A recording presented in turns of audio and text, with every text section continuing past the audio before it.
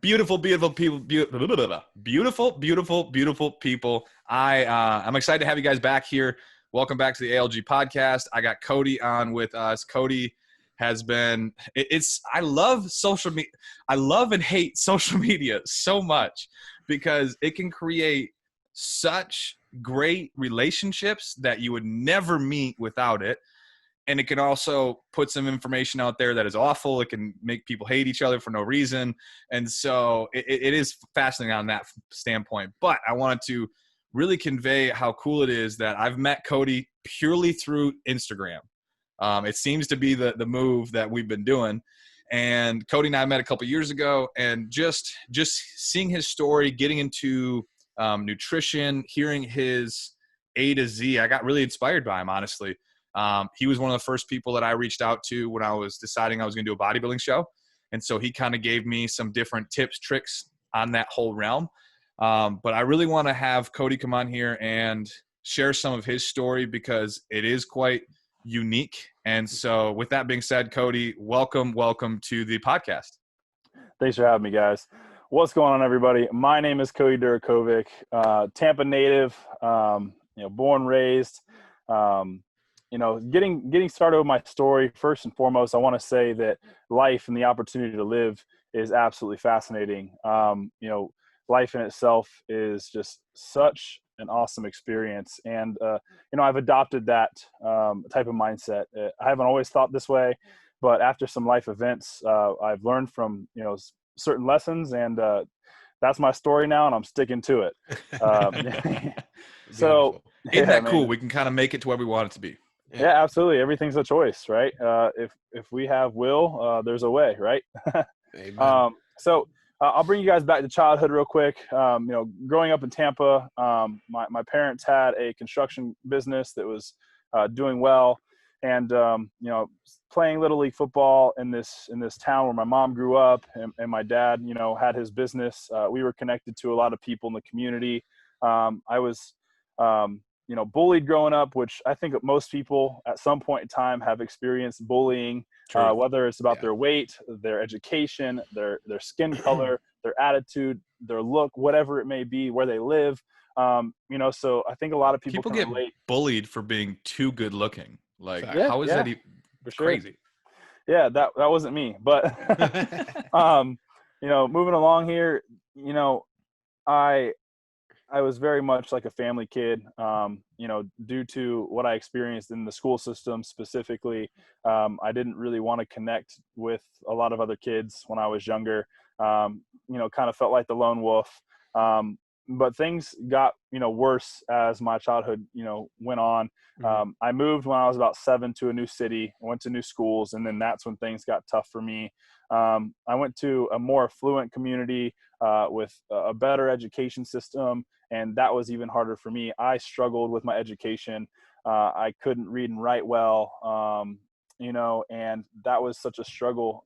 Back when we were growing up, it was very common that you had to interact in the classroom, and I don't know how it is today because, I haven't been a part of the school system in a long time, but, kids would pick on me to read books out loud in class, and I just couldn't do it. So that led to, laughing, pointing, and then, purposeful call outs, just to, hear me try. It's kind of like, the joke, of the classroom and every grade leading up until about my sophomore year in high school. So dealing with those troubling times, I went into high school after, elementary and middle school, kind of sheltered, in the sense of, again, networking with people, and my communication skills were really, really good at home, and I was pretty quiet at school.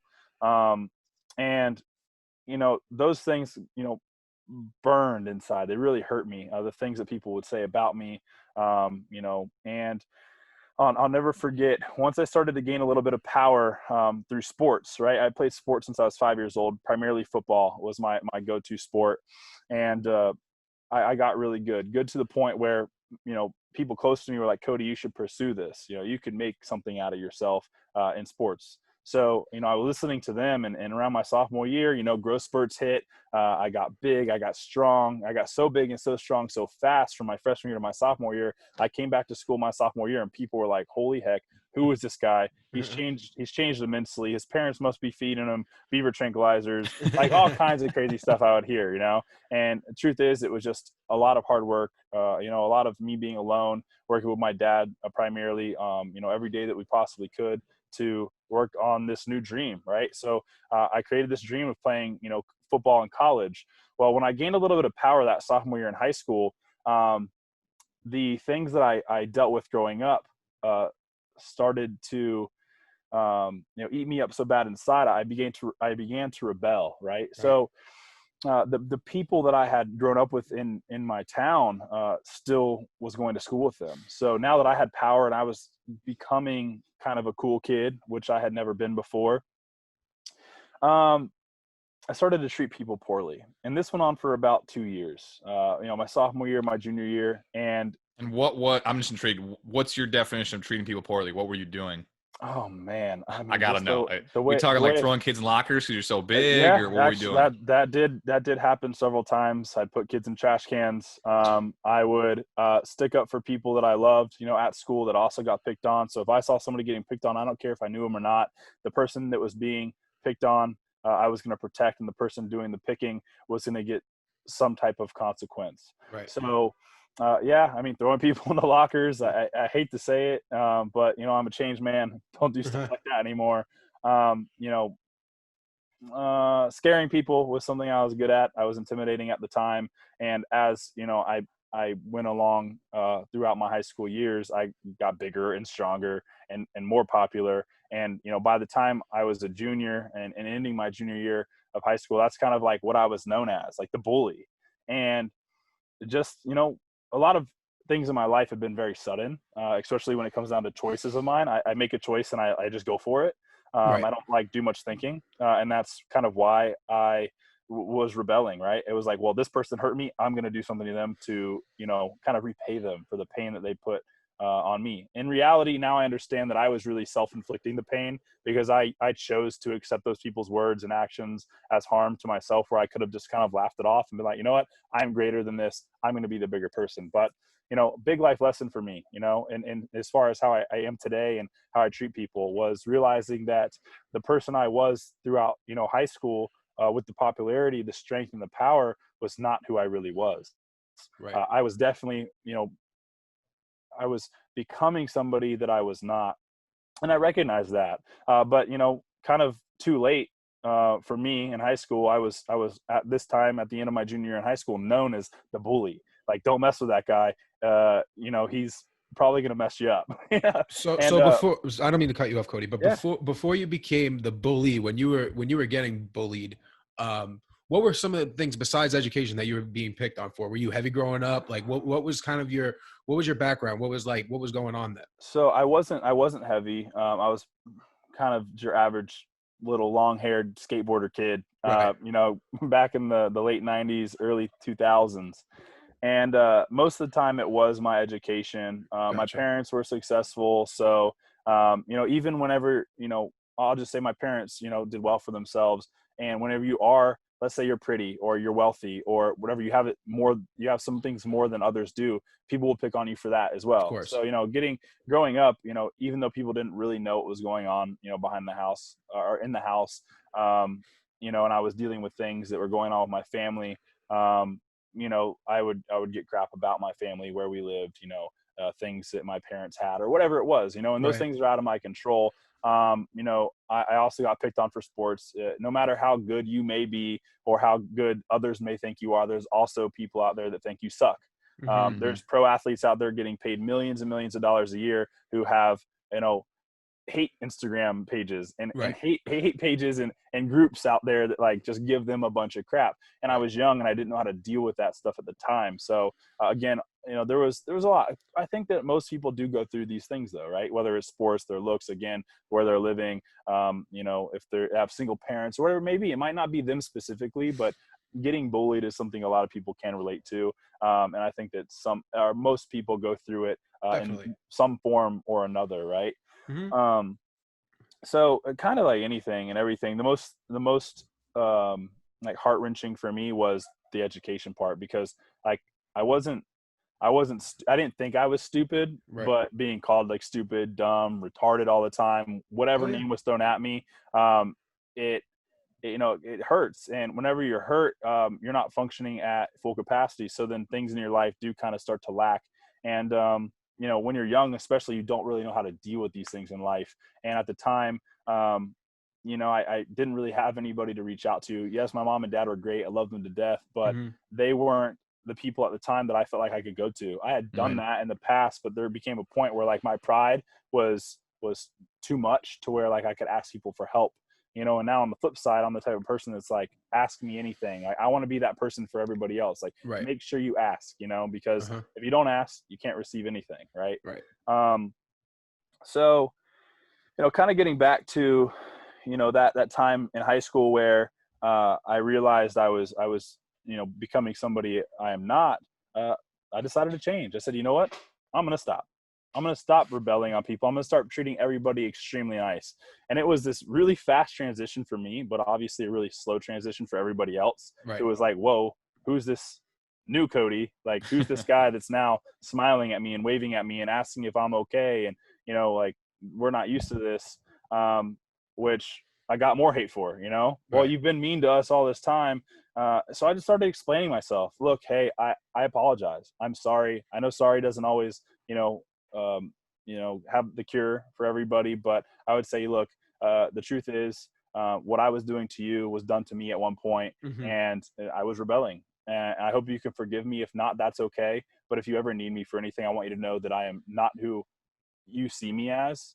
I am better than that, and now I realize that, and I can be somebody that can help you, and I would love the opportunity to, if it ever comes around. I love And that. from that point on, I never went back. There's been times over the years where things have happened to me. People have said things to me, especially starting my companies, which I own 2 NutriShops here in Tampa. NutriShop, boom. And starting a business really young, like right out of college, 21 years old. I went through similar things, like people saying you're not gonna be able to do that, you're crazy, Right. a different form of bullying as an adult. And by that time I was educated enough and I knew myself well enough to like not let it get to me, but use it as fuel, as energy to push me forward, right, propel me to the next phase of my life that I was about to enter.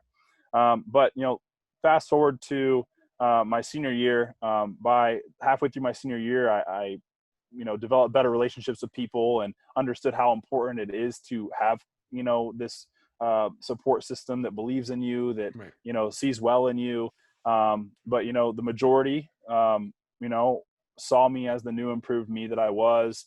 There was still a group of people that absolutely hated my guts, which I am not proud of by all means. But I did what I did, and Mm-hmm. again, for some people, that's it doesn't matter what I'll ever do the rest of my life. What I did to them is enough to, or what I said to them was enough to, put me on their bad list forever. And Mm-hmm. I get it. And if maybe any of those people hear this someday, they'll have a better understanding of why.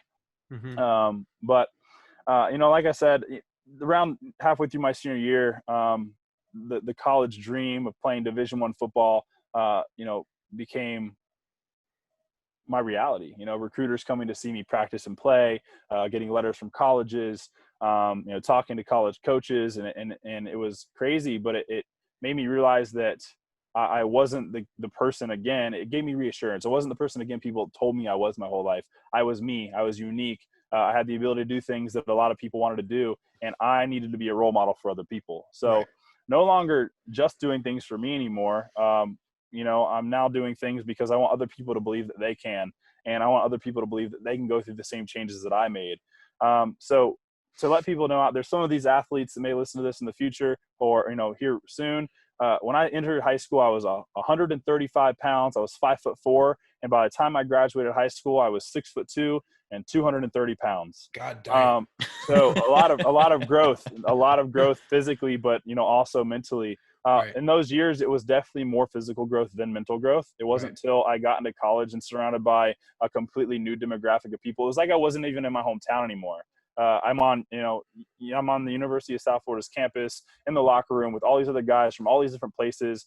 And that's when I really started to understand how I had to be dynamic, right? I needed to learn how to deal with different personalities and different people from different places. And I created a bond with my teammates that was like no other, right? And I wasn't used to that because in middle school, or elementary school, middle school, high school, even if you're on a sports team, like there are still people on the team that don't want to be connected, that aren't team players, that are selfish. And when you're playing Division I sports, it's not like that anymore. There might be one or two guys, that have to get kind of broken in and used to the system, but most people come in like with open arms and they're like, look, this is serious now. This is where we develop potential for the NFL. And Right. it became a career, right? Not just, it's not just intramurals anymore or little league or even high school. It's like, What position did you play? I played linebacker the Nice. majority of my football career, a little bit of tight end, when I was younger, sometimes defensive end, but linebacker is where I excelled. Now, that childhood dream of mine to play, college football, especially Division I, when it became true, I developed popularity. I didn't let that at this point turn into what I let it turn into in high school, and let it, be a negative energy for me. Instead I used it again to be more of a role model and to still find myself. But I developed this popularity, and I was, whatever it comes down to, girls, my family, my friends, like they all looked up to me. And it wasn't shortly after this awesome accomplishment for me that I got injured. My freshman year, I blew my knee out, tore my meniscus, I broke my kneecap, dislocated my leg.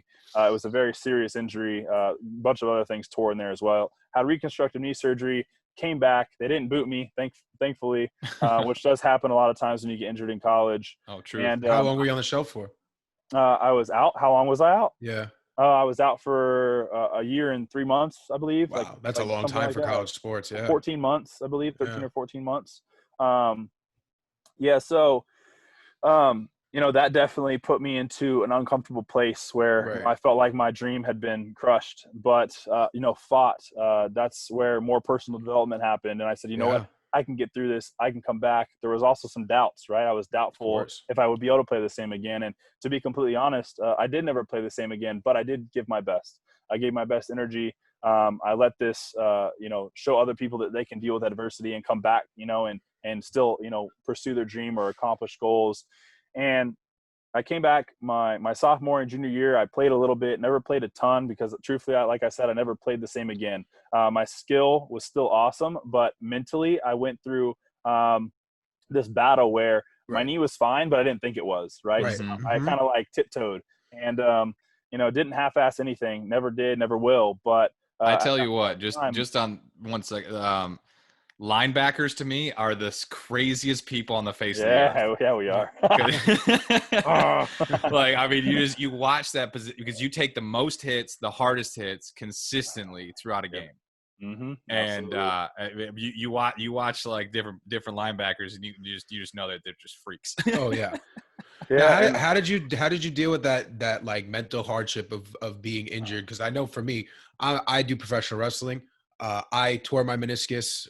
I was out. I had surgery, and I remember feeling like that place of doubt for a really long time of just like, when is this going to be over? Am I going to be just as good? So how did you deal with that? Like just the downtime, because then you're just alone. You know what I mean? Yep. So this is going to get good. So once I found out I was injured, I was having surgery like within 2 weeks after the injury. Like in college, they like get you in, get you out. Like the team surgeons do everything. My coaches said, Cody, we're going to hold on to you. We believe in you. That gave me a lot of encouragement. My family and friends were like, Cody, like, you can do this. We've seen you, battle with injuries before. And at this point in time, this wasn't really adversity to me. It was a challenge for sure, but it wasn't something that was going to stop me.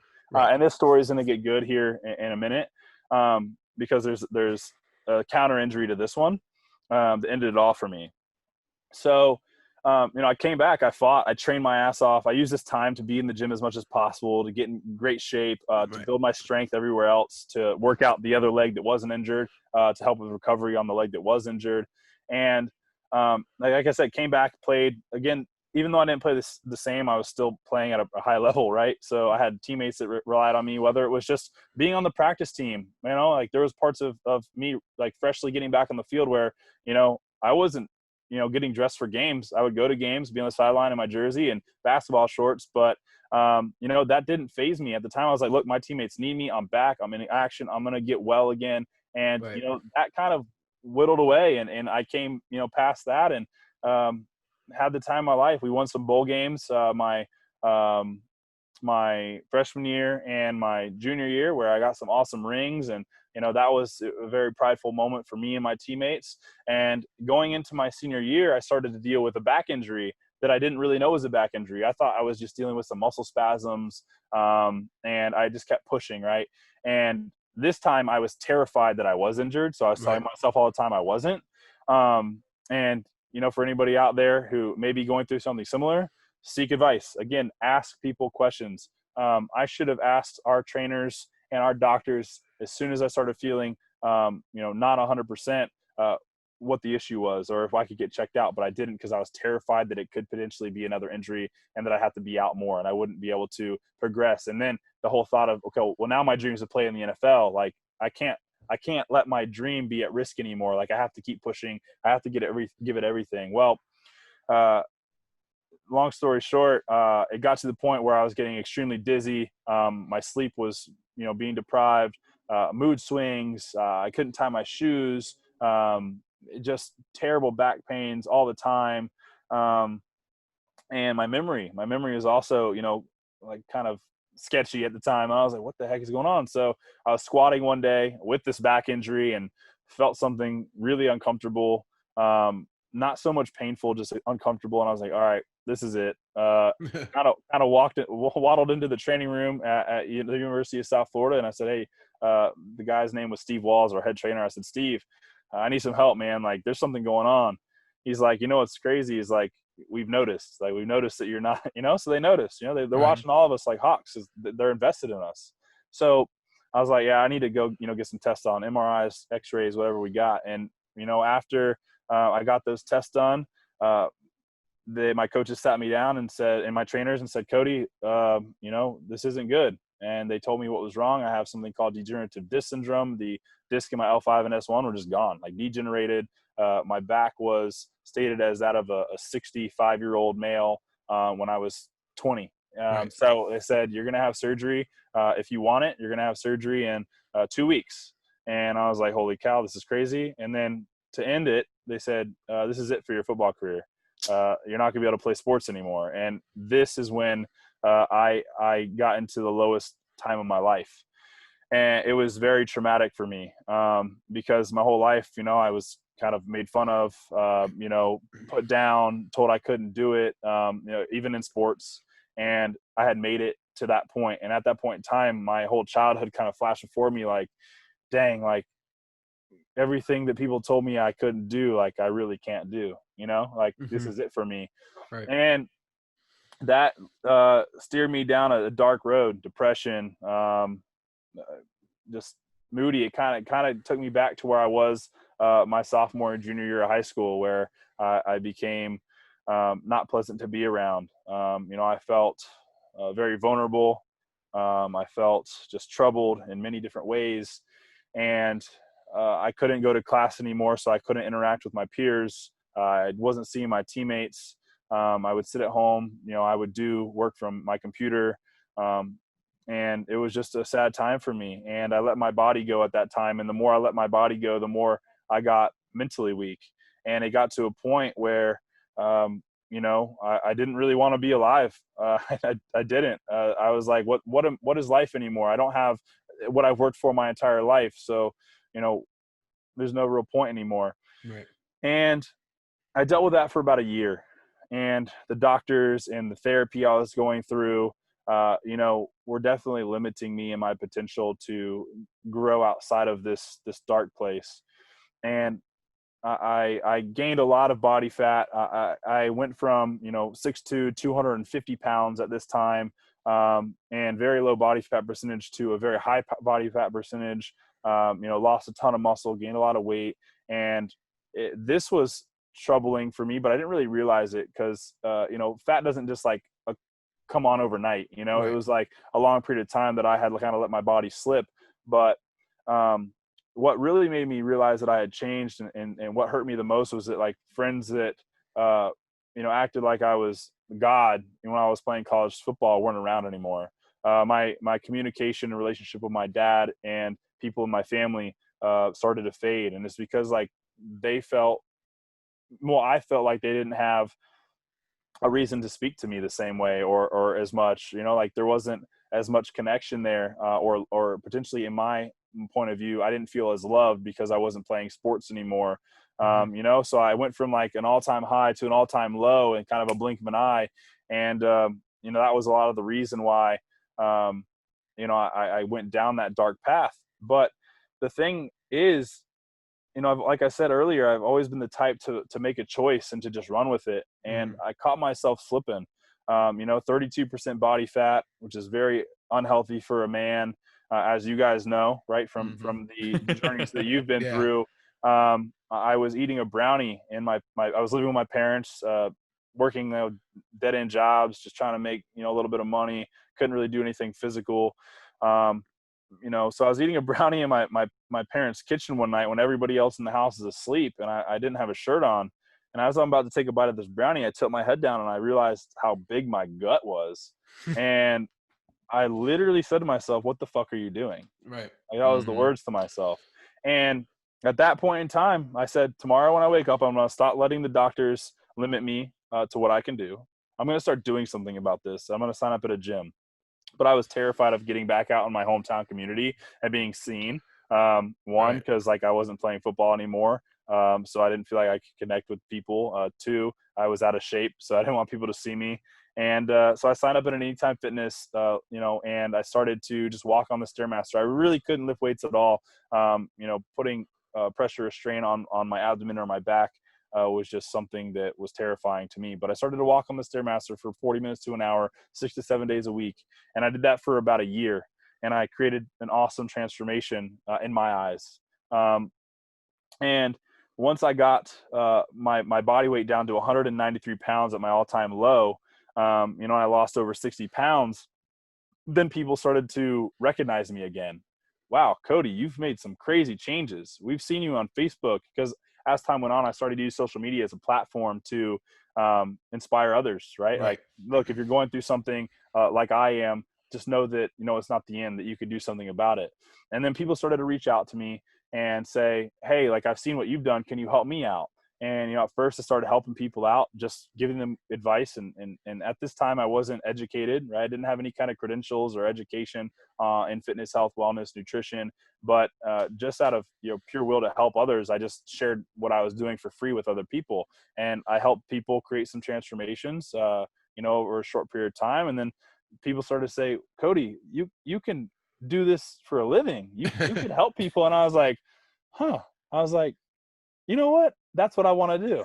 I want to inspire people. I want to become a fitness model. I want to be that person that was a failure that became successful. And I want to show other people that they can do it as well. Fucking love that. Right. And it's crazy. It's just crazy because everything happened really fast. Like, my college career and schooling went by in a blink of an eye. I graduated from the University of South Florida in 2013. And in 2014, I had my first business opened at 21 years old in the health, wellness, and fitness space. And, to talk about how hardships can become some of the most beautiful things and blessings in our lives, like, me and my story are an example of that, just like y'all. Like, you two have an amazing story as well. And the things that we dealt with led us to where we are right now, led us to, being here, talking on this podcast, and to just share with others, just because one dream can't become your reality, to things that you can't control doesn't mean that you can't create new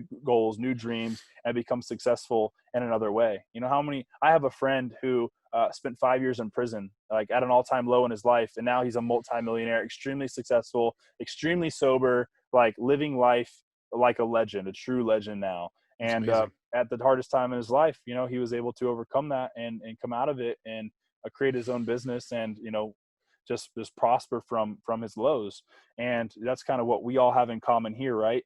And since I started my first NutriShop store in 2014, 2 years later, I, created enough success to develop a second location here in Tampa as well, which has now been open over 4 years. And 2 years after that location opened, I started my own health, wellness, and fitness consulting company, where now I'm an international fitness coach. I coach people all over the world, celebrities, pro athletes, and now I'm not the athlete, but I get to help people become athletes. I get to help people go from fat to fit, or go from fit to healthy, because there's a big gap in that as well. Huge gap in that. And I do have to ask this question, because this is always so cool to me. I want to know, for you guys who don't know, are you still coach Nick, correct? I do, yes. Can you share that story? Just like how that kind of came to be. And can you just first share who Nick is? Yeah, first share who Nick is, and just yeah. I just love it. The idea of like, when life is unique and you think you're that special, you just still figure out a way. Yeah. And it's crazy, because I never knew that what I was getting into would lead to where I'm at today. And you don't know, you kind of just, trust your gut. And Right. as long as you're passionate about something, as long as you're really doing something for the right reasons, man, it's insane what happens. The universe and what you attract will truly bless you. That's right. And I had just need to make sure that anybody who does listen to this understands that as long as you have a desire in your heart to give and to be of value to others, you're going to do some amazing things. And I don't want anybody to listen to my story or anybody else's story and to think that money equals success. True. Because it doesn't. Fulfillment and giving back and creating happiness in your life is really what matters. Money is just a way to get things that you don't really need. And just to throw that out there, I am giving up my home to move into a camper here. And I was talking to David a little bit about this before the podcast. I'm going off grid. I'm going to find a way to live more life and to spend less money, right? Even though I don't have to, I'm going to, because I have realized that fulfillment comes from just living more life. And a big part of living life for me is abundance and joy and giving back to other people and being awesome. A helping hand. And that really stems from those really hard times growing up where I didn't have help. I didn't have people to ask questions. It occurred from the beginning of my fitness journey, where I would walk into a GNC or a vitamin shop and just be sold a product, and people there didn't really want to help me. That's really why NutriShop for me is so important, and why I actually do work in my stores almost 7 days a week now for about 7 years. I'm not this business owner that sits at home and collects. I am very much involved, very big part of my team's lives. My mom works for me. We're a family business now.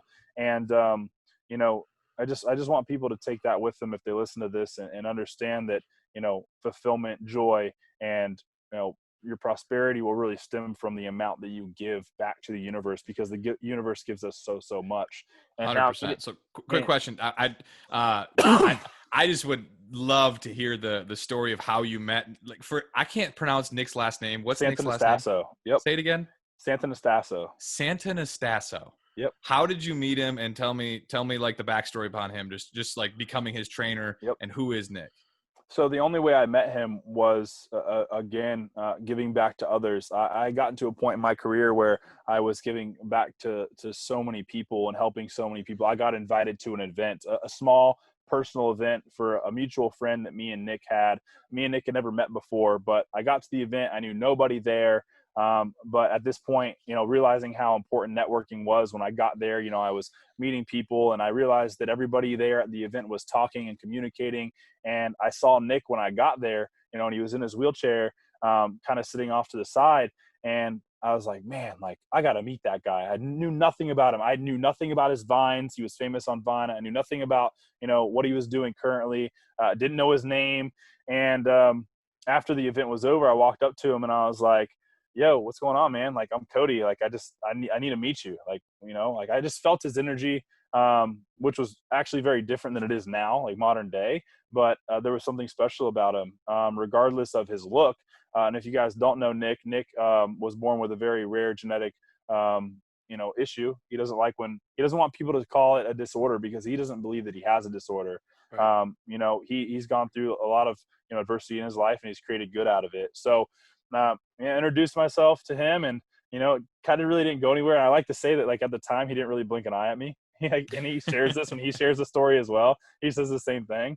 And I I reconnected with him at the same event for the same company a few months down the road. And when I got there this time, he acknowledged me and he was like, "Yo, what's up, man? Like, you're here again." And I was like, "Yeah, what's up?" And he's like, "Hey, you're from here, right? And you're in fitness, health, and wellness, right?" And I was like, "Yeah, absolutely." He's like, "Well, I'm going to move here.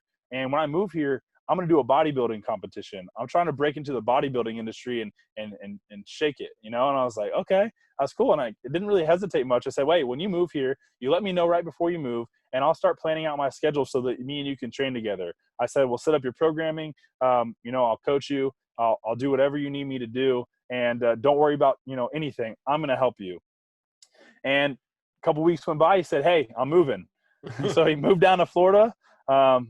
We helped him get into his own condo. Nick, you know, having no legs and only one arm with one finger on it, lived alone, did everything on his own, drove himself to the gym, from the gym to the store, to, you know, live life just like a stud, you know, just doing things and just like as a victor, you know, just like not letting life, you know, stand before him and, you know, allowing him to come to a halt.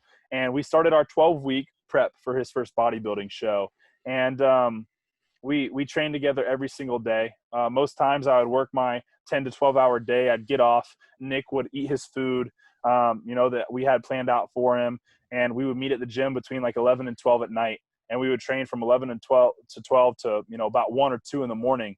And a lot of times we would spend the early mornings together. I'd go back to his house, sleep for a little while, go back to my house, change, get ready for work. And we just do it all over again for 12 weeks. Well, we got Nick in the best shape of his life.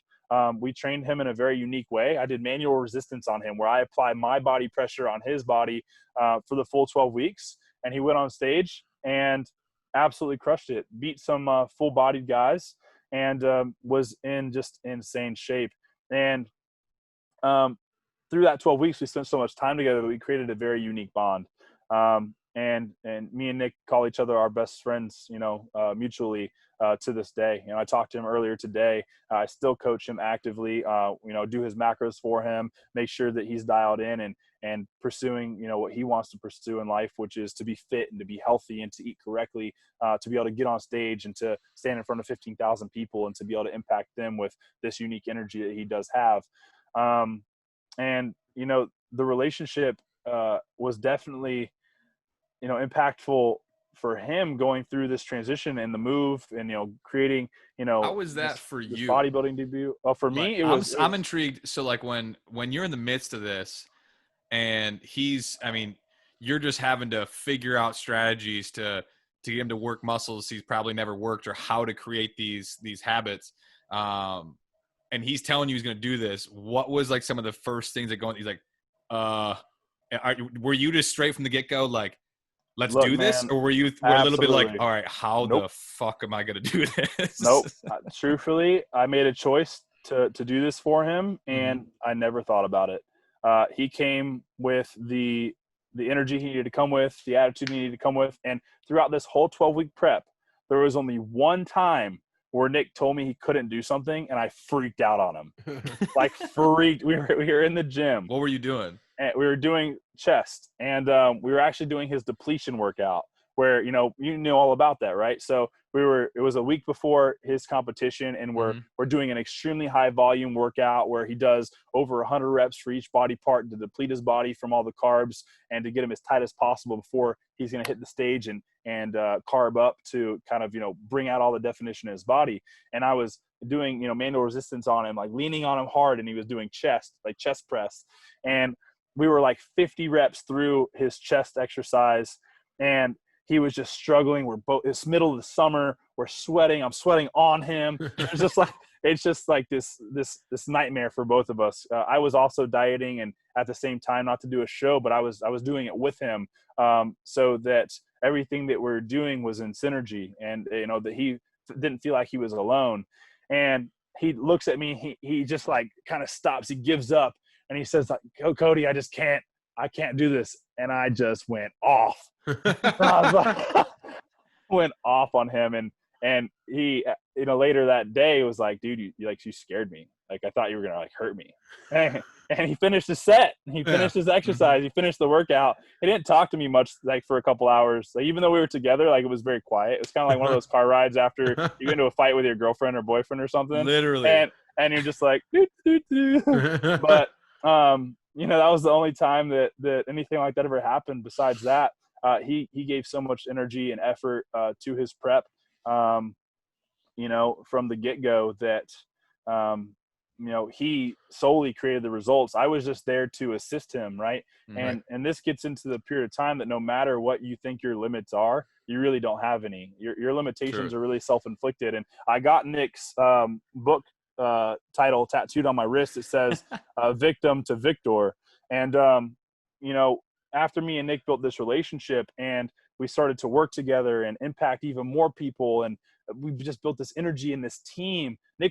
I was the only person that Nick really knew here in Tampa besides the one person he worked for when he got here, which, you know, he didn't have a friendship with. It was a work relationship. And, you know, through me and Nick hanging out, we got him connected with his manager now, and, or his managers, and the people that, you know, go and step on stage at Tony Robbins events. And we built this team and this energy around us that was just like nothing else. And we hit this all-time high. And I reached this high in my career where I got to the point in business and in life, and mentally, physically, spiritually, I just felt incredible.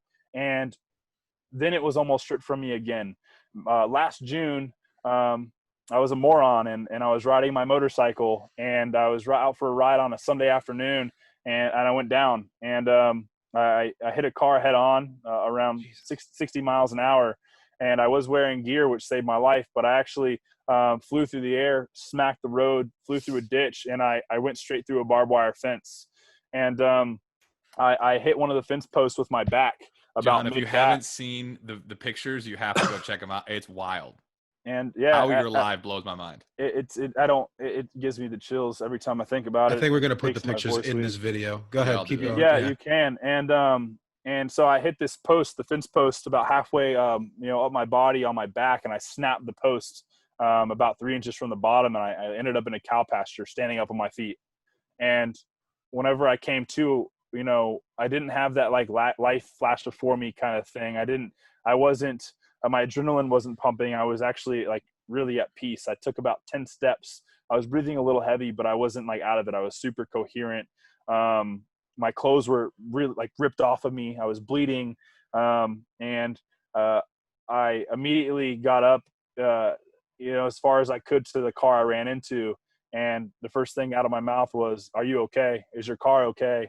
And I was checking on the other person. And after I realized that they were okay, I sat down on the ground, and I started to evaluate myself. Right before I sat down, I grabbed my neck to make sure like I wasn't dead already. Like I didn't, my head hadn't fallen off, and I was dreaming. Like, it was just so surreal at this point in time where I decided to sit down and kind of self-evaluate. And me being, you know, at this all-time high in my life, to all of a sudden be like, holy cow, like I'm dying. At this moment where I sat down, I said, like, this is probably it for me. And you know, medics showed up and, you know, ran some tests. And while they're running some tests, I started to see like these crazy bright spots in the sky and on the ground, and the trees started to move. I was like hallucinating, but extremely calm. Again, wasn't going into shock or anything like that. I actually walked to the gurney, and before they put me into the ambulance to take me to the hospital. And in the ambulance on the way to the hospital, I made a death video. You know, I made a video on my phone that I had hoped that if I was passing away at this time, that somebody would eventually see, just kind of explaining life and the meaning of life. And I still have it. Nobody's ever seen it besides myself. And it's just a reminder now that life is just so valuable, and that we can't take things for granted. Needless to say, I won't be ever getting on a motorcycle again. I still will partake in action sports, but it was just too close for comfort for me. And nobody, the medics, the people at the hospital, the cops that showed up on scene before the medics, like, didn't know how I was alive. And I didn't know how I was alive. I mean, I literally went straight through a barbed wire fence, and, you know, it's just crazy. Wow. And that was a low for me for about a second, right before I thought I was about to die and realized that I wasn't going to die. Yeah. And once I realized that I was going to be okay. I said, this is going to be one more thing that I use as fuel. And man, I spent 6 days in bed, went back to work on day 7, broken ribs, cut up, bandaged up, and continue to help people and share my love and positivity. And I used my story to help other people going through tough times. It's insane how many people reached out to me while I was going through this and said, hey, like, I've also recently been into an accident, and the way that you have bounced back from this so quick has made me get myself up and realize that I can too. And it, you know, just the joy and the abundance of happiness that I felt from that, you know, just gave me more energy and more power to, you know, keep moving forward. And I took 7 weeks off from the gym, wrote myself a 12-week program after those 7 weeks, got back to work, and created a pretty insane transformation. Ridiculous. Yeah. And you're a mule now. Thanks, man. I still deal with some complications in some areas of my body from that accident, but I really don't look at them as complications. I look at them as ways that I have to figure out how to adapt and continue to overcome things that I've been through. And, you know, needless to say, after that, I went to my first Tony Robbins event to watch Nick speak, and absolutely changed my life. Nick was sharing his testimony on stage in front of 15,000+ people, and called me out, stood me up in front of the whole crowd, and shared my story.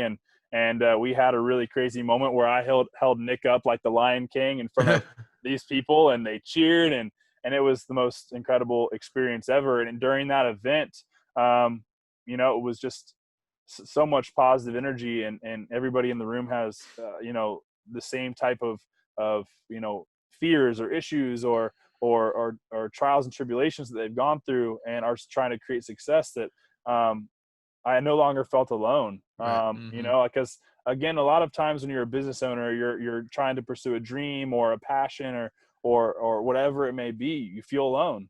And you know, ever since then, I felt extremely at peace. My anxiety for life has gone away. I mean, like, it's healed me. I no longer deal with anxiety that was once crippling to me. And there's just been so much positive change that stemmed from this traumatic event in my life. Right. But I believe that it's because I chose the victor mentality, which means that no matter what I go through, as long as I have a heartbeat, a soul, and I could be alive, that I'm going to look at life as such a valuable opportunity. And I'm going to choose to have good energy. I'm going to choose to wake up in the morning and bounce out of bed and hit the ground running, that nothing can truly stop me until I lay to rest, you know? And I feel like you guys are potentially, you know, the same way. 100%. And I guess a couple things that I would love to add on to everything there. Number one, as I hear your story fully, obviously we've stayed in contact, but never hearing your story fully other than through Instagram, through everything else. It's always fascinating to kind of hear the full picture, where I was the same way personally. I don't know about John, in this standpoint, that when I really started creating momentum in my weight loss, and I got to see my parents lose weight, because they were motivated by me. I got to see people around me make better decisions just because I was making better decisions. That was one of the most powerful motivators I had. I was like, wow, just how I treat myself has helped my friends and family make them treating themselves better. Oh yeah. That was huge fuel. Number two, and this is a story that I did a gratefulness video on Facebook a couple hours ago, and I shared this story on it where one of my best friends, Luke, sometimes your best friends, and when you have those true friends that push you, it's not always sunshine and rainbows. No. I got in this heated argument with one of my best friends, Luke, because he was like calling me out for being lazy and like not doing what I should be doing. And I got pissed, and I'm yelling at him, and he's yelling at me, calling me a pussy and all this kind of stuff. And I'm just getting frustrated. And then I end up like sitting in my room, getting a project that needed to get done in like 3 hours. I get out and I look at him and I'm like, fuck you, man. Because he got me so angry, but I got it done. Yeah.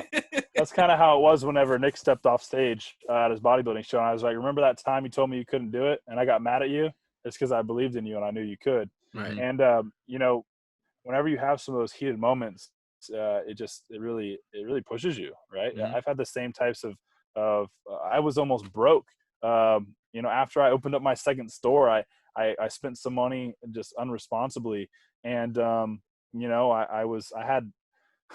had like no money to my name. And I went and sold this gold chain that I had from when I was in like middle school and made like $600, enough to pay my mortgage. And that pushed me to create my 12-week program. And my 12-week program made me just didn't only help so many people, it helped me get out of that financial hole I was in. But without that low time in my life, I probably wouldn't have ever I always wanted to, do the whole program and online coach with people, but I really had the NutriShop. So I didn't, feel like I had the time or the energy to put into something else. And it pushed me to, it was like, I got to do this and I got to do it now. And I got to start getting clients. And once I started helping those people, more people started to want my help in my professional opinion. Man, what an amazing outcome that became. Over 2 years, I was able to double my income just because this low point in my life pushed me to do something more. Cody, you're a gangster, bro. Thanks. I'm gonna be honest with you. Before we started this podcast, you were like, "Yeah, no, just feel free to jump in, and I don't want to talk the whole time." And I'm sitting here like, I don't have shit to say, bro, because you are just fuck. Holy shit. Life, man. Life. I'm 28, almost 29. I'll be 29 in August. And the experience. When in August? August 16th. On the 14th. Heck yeah. Wait. Your birthday's August 14th? That is my day of birth. That's fucking my birthday. No, it's not. Yes. No, it's not. Hey, we're all Leos. Wait, Leo, baby. Makes sense. Wait. See that energy? That energy. Wait. How old are you? Me? Yeah. I'm gonna be 27, 8/14/93. Ah, May 1491. God, you're a munchkin. That is hysterical. Yeah, I never boys. knew this. Wow, we're business partners. This is crazy. Yeah. That is just, I love it. On the flip side, man, thank you. No, for real. Like, Yeah, you can just by talking to you, like, just allowing you to tell your story, like, you can tell the personal growth behind you. Oh, it's been insane. I love it. It's I love absolutely insane. And most people that are trapped in some kind of, mental battle or struggle, man, it's just self-inflicted. I studied psychology at the University of South Florida, and understanding how the brain and the body are connected and how the brain works. Really, you can tell it to do anything. You just have to choose to. And it's just a big old supercomputer. It's this simple. Victim to victor. Which one do you want to be? Right. It's that simple. In your head, you can say, you know what, today I'm going to do something differently. Or you could wake up and say, you know what, I'm just going to do everything the same I've always been doing it. And I'm not going to make any changes. And one decision can change your life forever. One decision multiple times over has helped me change my life in many different ways, just the choice to not be that person that I was my sophomore and junior year in high school. Right. And that one choice, kind of has written my destiny up until this point, and it's going to continue to, if any point in time now I'm dealing with something, I know and fully understand that I am capable of doing whatever I want to start something or to get out of something, whether that's a relationship, a business, a meeting. It doesn't matter. If it really doesn't feel right to you, then you have every capability of making it different or better for yourself. It's just, I can't even explain it, because it's just such a part of my life now where, I wake up and I believe what I believe. Right. That it's hard because I try to tell people when I'm mentoring them, like, it's like, you don't have a ball and chain Right. to your ankle or holding you down. Like, why are you still in this toxic relationship? Why are you still doing this job that you don't like? You're scared of losing your job, or quitting because you're worried about money. Like, haven't you figured it out before? Right. Figure it out again. You could go work a part-time job until you find out your next thing. You can create your own business, or you can create a job, online somehow. And I think that people get stuck in this comfortable, feeling, and they really, again, limit themselves to reaching their potential. And the big thing refuse. Sorry to Oh, no, cut you're you off. good. I refuse to even accept that where I'm at right now is my potential. And like, Mhm. you know, it keeps me pushing and fighting for more. And again, that's not more money. That's just more life. Yeah. You know, impacting more people, you know, helping somebody out with a podcast that can touch lives of others, whatever it may be. I'm going to make time for it, and I'm going to, you know, give effort to it, and hopefully be an example for other people, right? And keep sharing my story to where people say, I can do that. I can Yeah. have faith in myself, and I can do what I want to do. Love it. Yeah, because I love that statement. I'm a huge advocate of just, for the longest time, so many people get caught up in thinking there's some kind of evil demon in them that controls them. Like That's there's the somehow some subconscious. evil Yeah. gremlin moving inside of you, and it's like Yep. it just doesn't exist. That's Like the subconscious mind. Yeah, you are in control. Like you are. you have that ability to make change. You may not think so, but you do. Like Yep. you really do. And then, John, I want you to, as we wrap this thing up here, I want you to ask your favorite question. Well, first I need 3 tools from you Oh, that perfect.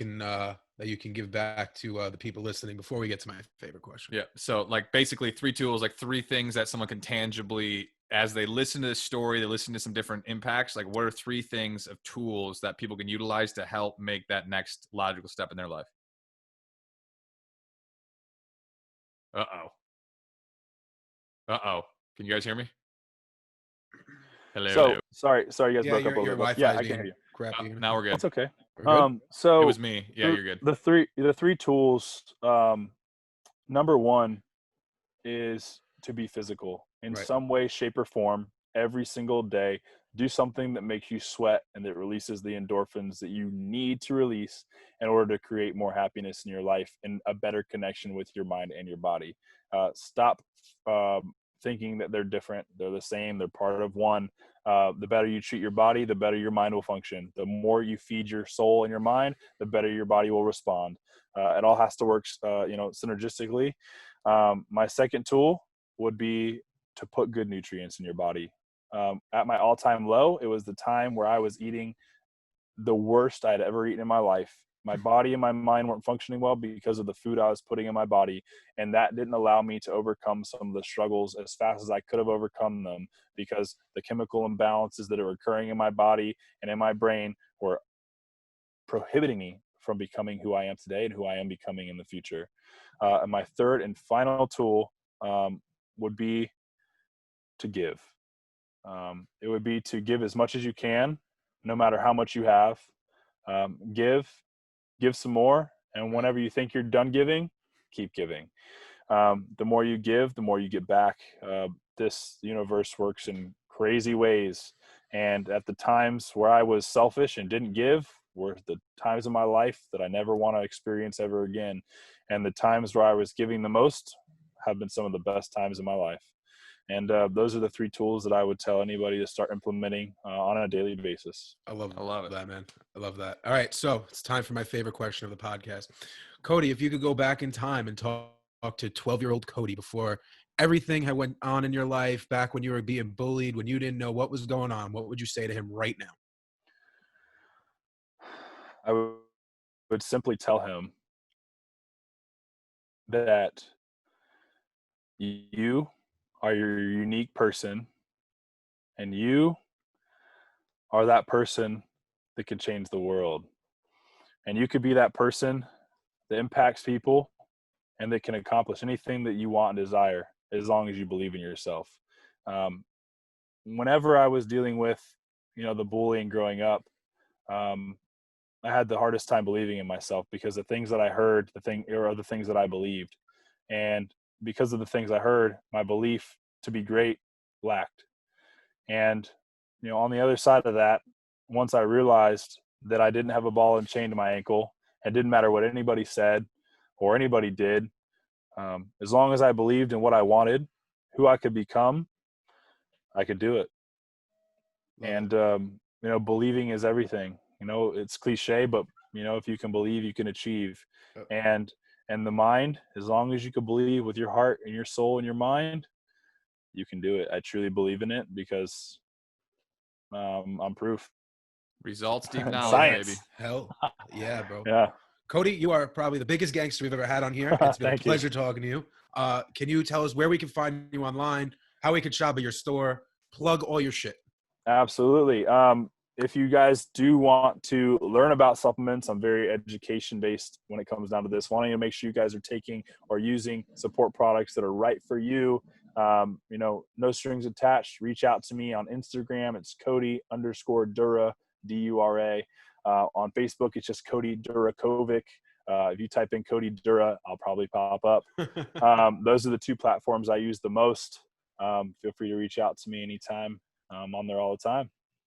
Awesome. But you're not on TikTok? Oh, I am on TikTok. Thank you. I think it's Cody Dura as well, or Cody_Dura. I post sometimes on there. Your shops have IGs? Yeah, it's NutriShop Northdale _NutriShop South Tampa. And if you do want to just go look at what we carry, you can go to NutriShopSouthTampa.com. And that will give you guys, everything that you really need. But I think the best way to do this is to reach out to me and let me help you. Again, I'm here to give to you guys. Again, no strings attached. Don't want you guys to think that, you have to give me anything. I'll be more than happy to help you guys answer your questions and to get you guys on the right track. Oh, by the way, last thing, just to know how gangster Cody really is. This man sends me Snapchats where he drinks egg whites, like a whole carton of egg whites. Yes. That's like his breakfast, an entire big, thick carton of egg whites. I just see him down this thing. I'm like, you are a savage. Carton of egg whites a day, man. Keeps the doctor away. yeah, whatever you want to say. Yeah. Oh, I love it. Man. Well, I appreciate you guys. You guys take care. Thanks for having me on. Yeah, Cody, thank you. Thank you for dropping all this knowledge on us, man. You got it. Love sharing my story. You guys Until take next care, time. Till next time. Toodles. See y'all.